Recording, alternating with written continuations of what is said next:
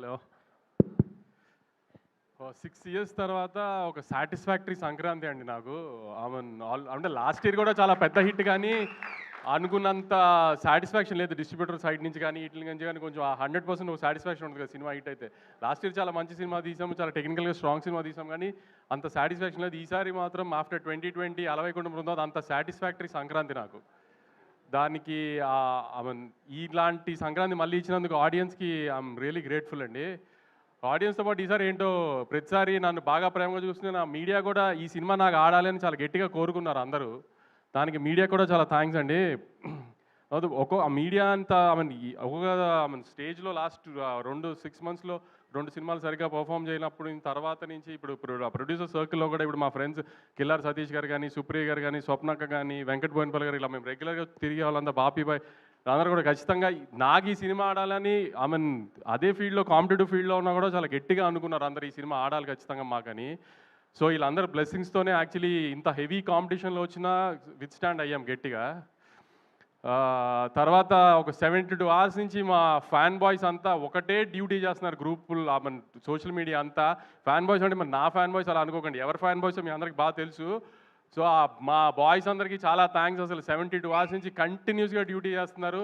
ఇంకొక 1 week 10 days ఇలానే support చేయండి. పెద్ద రెవెన్యూస్తో ఎండ్ అవ్వాలి. మీకు ఎలాంటి రిటర్న్ గిఫ్ట్ ఇవ్వాలి, ఎంత రేంజ్లో ఇవ్వాలి అనేది నాకు బాగా తెలుసు. త్వరలో అన్నీ అనౌన్స్ చేస్తాము. తర్వాత మా డిస్ట్రిబ్యూటర్లు ఇప్పుడు రాజాసాబ్ లాగా మనశంకర్ వరప్రసాద్ గారు, చిరంజీవి గారు అలాంటి పెద్ద సినిమాలు వస్తున్నా కూడా, శిరీష్ అన్న అయినా, వైజాగ్ వీరనాయుడు గారు అయినా, భాస్కర్ రెడ్డి అని, నెల్లూరు భాస్కర్ రెడ్డి గారు, వెంకట్, కృష్ణా జిల్లా డిస్ట్రిబ్యూటర్స్ కానీ, ఓవర్సీస్లో సంజయ్ కానీ, అందరూ 2 పెద్ద సినిమాలు వస్తున్నా కూడా, నేను ఒక మిడ్ రేంజ్ సినిమాతో వస్తున్నా కూడా స్ట్రాంగ్గా థియేటర్స్ ఆ పెద్ద సినిమాలతో పాటు ఈక్వల్గా హోల్డ్ చేసి నాకు బాగా సపోర్ట్ చేసి నన్ను నమ్మి మిడ్ రేంజ్ సినిమాతో వస్తున్నా కూడా రాయలసీమలో ఇప్పుడు కుమార్ కానీ, శివ కానీ, వరదారెడ్డి కానీ, సురేష్ అని అన్ని చోట్ల స్ట్రాంగ్ థియేటర్స్తో హోల్డ్ చేసి మననే కొంచెం మంచి రెవెన్యూలు కనబడుతున్నాయండి 2 daysలోనే.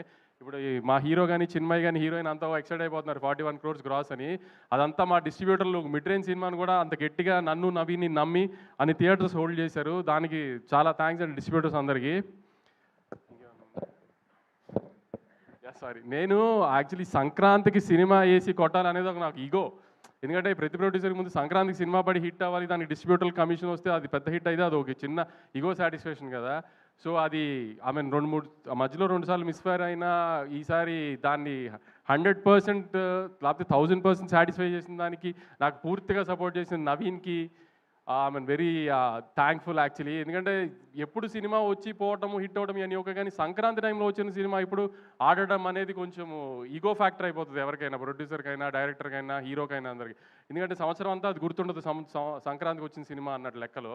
సో అందుకని ఆ టైంలో హిట్ కొట్టడం అనేది చాలా ఇంపార్టెంట్ అందరికీ. సో నా ఈ 2026 జర్నీ సక్సెస్గా స్టార్ట్ అవ్వడానికి దానికి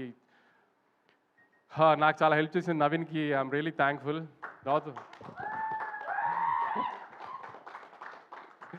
తర్వాత మా మీనాక్షి లాస్ట్ ఇయర్ సంక్రాంతికి వస్తున్నాం రిలీజ్ అయింది. దాని తర్వాత నుంచి ఈ సినిమాలో పెట్టినప్పటి నుంచి నవీన్ తన మూడు ప్రకారం ఆన్ అండ్ ఆఫ్లో షూటింగ్ చేస్తాడు. నువ్వు ఏ సినిమా ఒప్పుకోవద్దు, ఎందుకంటే సడన్గా డేట్లు అడిగితే మళ్ళీ ఇబ్బంది అవుతుంది అని ఆపి తని పాపం ఏం సినిమా చేయనివ్వకుండా ఖచ్చితంగా సంక్రాంతికి హిట్ ఇస్తాం, నువ్వు టెన్షన్ పడకు, నువ్వు ఏం సినిమా రిలీజ్ లేదని టెన్షన్ పడకని. నువ్వు నాకు 1 year అంతా రిలీజ్ లేదు, ఇది రిలీజ్ తినేసేది బుర్ర నన్ను వెంకిని. కానీ అలానే ముందు ఈ సినిమాని అదే 12:30 చెప్పాను, అమ్మ తల్లి నీకోసం సినిమా లేకపోతే మా బుర్ర తినేస్తావు, సంవత్సరం అంతా రిలీజ్ లేదు ఇది అది అని. నవ్ యూ హ్యాపీనో. తర్వాత చిన్మయ్ మారీ డైరెక్షన్ దగ్గర ఎక్కువ ఫీల్డ్లో ఉండేవాడు, కానీ క్రియేటివ్ స్పేస్లో సీనుల దగ్గర ఇదంతా చిన్మయ్తోనే డిస్కస్ చేసేవాళ్ళు. ఏమైనా డౌట్ ఉన్నా ఏదైనా నవీన్తో పెట్టుకుంటే ఏదైనా డిస్కషన్ మొదలు పెడితే ఒక చిన్న బిట్ గురించి 2-3 గంటలు మాట్లాడతాడు. అంత ఓపిక ఉండేది కదా నాకు ఫోన్ పట్టుకుని మాట్లాడడానికి. అందుకని చిన్మయ్తో డిస్కస్ చేయాలి. చిన్మయ్ చిన్న చిన్న డౌట్లు ఉన్నా చిన్మయ్కి చెప్పి ఇది ఎడిటింగ్ కానీ లేకపోతే సీన్లో ఇది యాడ్ చేయడం కానీ ఇదే అని. Chinmay was very supportive last 1 year నుంచి. ఎందుకంటే నాకేం డౌట్ ఉన్నా తనకి చెప్పేవాడిని ఫస్ట్. సో ఆ సెన్స్లో ఆల్మోస్ట్ నాకు తను డైరెక్టర్ సినిమాకి. మారీ ఎక్కువ ఫీల్డ్లో ఉండేవాడు, ఫీల్డ్లో పెద్ద నేను వెళ్ళి వాళ్ళని అడిగేది ఏమి ఉండదు కాబట్టి ఆవిడ్ రూమ్లో ఉన్నప్పుడు ఎక్కువ డౌట్లు తను అడిగేవాడిని. సో తను కూడా అసలు నేను అదే చెప్పాను, ఈ సినిమా హిట్ అయితే నేనే లాంచ్ చేస్తాను సినిమా, నేను డైరెక్టర్ కానీ. తర్వాత నేను ప్రీ రిలీజ్ ఇంటర్వ్యూలో మన గ్రేడాంధ్రమూర్తి గారికి ఒక ఇంటర్వ్యూ ఇచ్చినప్పుడు నేను చెప్పాను, నేను లాస్ట్ 2 సినిమాలు సరిగ్గా ఆడలేదు కాబట్టి ఈ సినిమా నేను రిస్క్ తీసుకోదలుచుకోలేదు, అందుకే త్రివిక్రమ్ గారిని ముందే ఇన్వాల్వ్ చేసి సినిమా చూపించాను. త్రివిక్రమ్ గారు చాలా కాన్ఫిడెంట్గా సినిమా బాగుందని చెప్పారు. ఇది అంటే అవునా త్రివిక్రమ్ గారు స్టాంప్ పడిపోయిందా అని ఆయన స్టైల్లో ఏదో కాంట్రవర్సీ లాగడానికి ట్రై చేశారు. త్రివిక్రమ్ గారు సినిమా చూశారు, బాగుంది అని చెప్పారని నేను చెప్పిన తర్వాత త్రివిక్రమ్ గారు స్టాంప్ వేస్తే ఎలాంటి రిజల్ట్ ఉంటుందో చూశారు కదా ఇప్పుడు. సో మూర్తి గారు దాన్ని అడిగింది సెన్స్ వేరే సెన్స్లో అడిగారులే, కానీ నేను అంత కాన్ఫిడెంట్గా చెప్పాను. అందుకే త్రివిక్రమ్ గారు చూసింది చిన్న మేము అనుకున్నాయని చూసి త్రివిక్రమ్ గారికి లేదు ఖచ్చితంగా ప్రాబ్లం ఏం లేదు అనుకున్నాము అని చెప్పింది. అందుకే త్రివిక్రమ్ గారు స్టాంప్ వేస్తే నాకు అంత ధైర్యం సినిమా మీద. ఇదంతా జరిగిన తర్వాత కూడా యాక్చువల్లీ నేను ఆన్ ఫేస్ మాట్లాడేస్తాను కాన్ఫిడెంట్గా, ఇది ధైర్యంగా ఏదైనా ఓపెన్ ఎంత ఎన్ని ఉన్నా కూడా 12th 13th మాత్రం చాలా భయపడ్డాను నేను. ఎందుకంటే ఎప్పుడు 2 బ్యాక్ టు బ్యాక్ ఫెయిల్యూర్స్ చూడలేదు వచ్చిన 10 yearsలో. సో 12th 13th మాత్రం నిజంగా నాకైతే అసలు మనిషిలా లేను. అసలు అంత స్ట్రెస్లో ఉన్నా. నన్ను అంత స్ట్రెస్లో చూసి మా బాబాయ్ భయపడిపోయారు. అసలు ఏంటి ఎందుకు ఇంత స్ట్రెస్ పడుతుంది, సినిమా హిట్ ఫ్లాప్ ఏమైంది, ఇది కాకపోతే ఇంకోటి దానికంత ఎందుకు అంత అని. కానీ అసలు దాంట్లో మాత్రం మా బాబాయ్ ఆ 2-3 రోజులు నాతోనే అసలు నేను ఇష్టం వచ్చినట్టు ధైర్యంగా మాడతాను ఇది అంటారు కదా, వెనకాల ఆయన ఉన్నారనే ధైర్యంగా మాడతాయి, ఏమన్నా అయినా ఆయన ఉన్నారో చూసుకుంటారు అని. సో మీరందరూ అనుకుంటారు ఏదో సినిమా రిజల్ట్ హిట్ ఫ్లాప్, కానీ కొంతమందికి మాత్రం అది కొంచెం గట్టిగా తగులుతుంది హిట్ ఫ్లాప్లు. అలాంటి దానికే కొంచెం ఎక్కువ స్ట్రెస్ అవుతాం. సో ఆ స్ట్రెస్ నుంచి ఇప్పుడు మొహంలో మీరు 13th రోజున ప్రెస్ మీట్కి ఇవాళ ప్రెస్ మీట్కి మొహంలో తేడా తెలుస్తుంది మీకే అబ్జర్వ్ చేస్తే. అంత స్ట్రెస్ పడటంలో ఈ సినిమాకి సంబంధించి. తర్వాత సుధీర్ అని నాకు ఈ ఫీల్డ్లో బాగా హెల్ప్ చేసి ఒక మనిషి ఉన్నాడు. ఏంటి అనేది అంత డీటెయిల్స్ చెప్పలేను, కానీ లాస్ట్ 10 years నుంచి నా వెనకాల నుంచి ఉన్నాడు. నేను ఏం చేసినా ఎలా చేసినా నాకు బ్యాక్ ఎండ్ అలా నుంచి ఉన్నాడు, బాగా సపోర్ట్ చేశాడు. అవుట్ ఆఫ్ ది వే వెళ్ళిపోతుంది ప్రతిసారి నాకు. సో అతను కూడా నాకు సక్సెస్కి తను కూడా చాలా ఇంపార్టెంట్, నాకు సక్సెస్ రావడం తనకి కూడా చాలా ఇంపార్టెంట్. అలా అన్ని రకాలుగా తను కూడా నాకు వెనకాల నుంచి ఈ సినిమాకి అంత సపోర్ట్ చేశాడు మొన్న 13th. Thank you Sudheer, thank you very much. తర్వాత మా రామ్ గారు నా పార్ట్నరు, మా ఇన్వెస్టరు, ఆయన కూడా హిట్లు వచ్చినప్పుడు కాదు వంశీ, ఫ్లాప్లో వచ్చినప్పుడే అదేం ప్రాబ్లం ఉండదులే, నేను వెనకాలే ఉన్నానని ధైర్యంగా ఉండి నాకు అందరికి సపోర్ట్ చేశారు. వీళ్ళంతా మా రామ్ గారికి చాలా థ్యాంక్స్. ఇంకేమన్నా మిస్ అయ్యి ఉంటే ఐఎమ్ రియలీ సారీ. మిక్కీ ఎప్పుడు ఏది ఓపెన్గా మాట్లాడు నాతో, ఇది బాగుంది అది బాగాలేదు ఎప్పుడు ఏం డిస్కస్ చేయడు, కానీ 10th 9th final mix check చేసేసిన తర్వాత నాకు వాయిస్ నోట్ పెట్టాడు.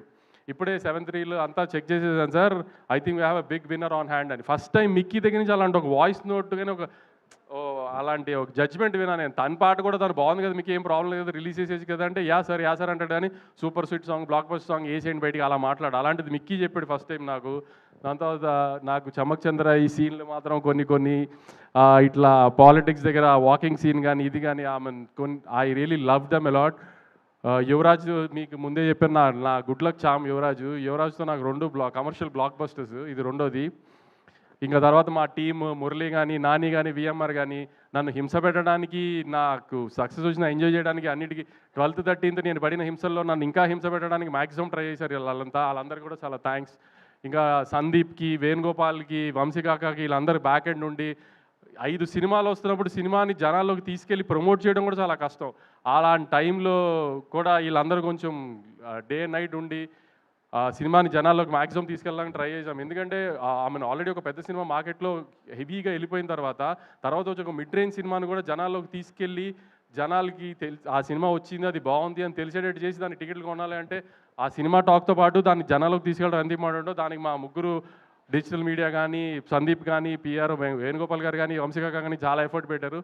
చాలా థ్యాంక్స్ అండి అందరికీ. ఫైనల్గా ఆడియన్స్కి నాకు ఆఫ్టర్ 6 years ఒక proper Sankranti commercial block buster ఇచ్చిన చాలా థ్యాంక్స్ అండి. ఈ సపోర్ట్ అంతా ఇలానే ఉంచి నెక్స్ట్ 2 weeks కూడా సినిమా చూసి మంచి లాంగ్ రన్ ఇచ్చి ఇంకా పెద్ద హిట్ చేయాలని కోరుకుంటున్నాను. థ్యాంక్స్ అండి. Thank you so much Vamshi garu. మీరు ఎప్పుడు ఇలానే మాట్లాడాలని కోరుకుంటూ ఉన్నాను అనమాట. సో ఇంతే ఆనందంగా ఉండాలని మనస్ఫూర్తిగా కోరుకుంటున్నాం. అండ్ సో ఆల్రెడీ నేను ఒక